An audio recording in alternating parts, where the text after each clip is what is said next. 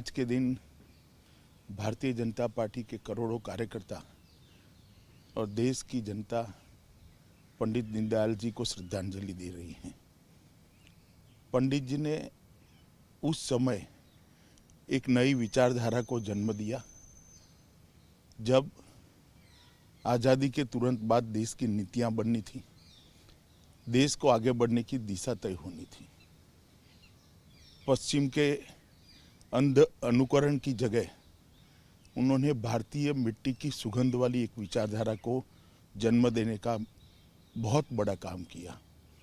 एकात्म मानववाद के जरिए भारत किस दिशा पर आगे बढ़ सकता है, उसकी नींव उन्होंने एकात्म मानववाद के द्वारा रखी। और आज 6 साल से देश के प्रधानमंत्री नरेंद्र मोदी जी यही एकात्म मानववाद की गरीब कल्याण की नीतियों को आगे बढ़ा रहे हैं और 60 करोड़ गरीबों के घर में गैस का चूल्हा, बिजली, शौचालय, स्वास्थ्य की सुविधाएं, खाने का अन्न, ये सारी चीज़ें पहुंचाने का काम यही गरीब कल्याण नीति ने किया है, जो दीनदयाल जी की मूल विचारधारा थी।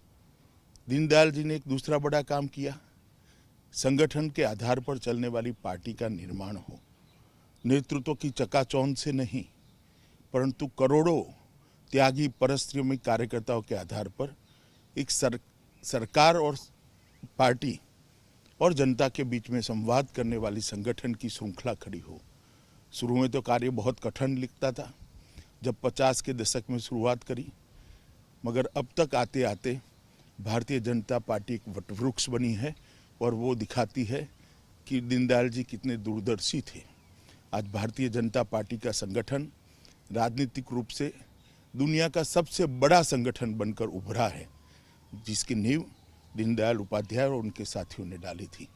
मैं फिर से एक बार मन से दीनदयाल जी का देश के विकास में, देश की राजनीति में और विशेषकर एक गरीब कल्याण में जो योगदान है उसको याद भी करता हूँ और दीनदयाल जी को श्रद्धांजलि भी देता हूँ। नमस्कार।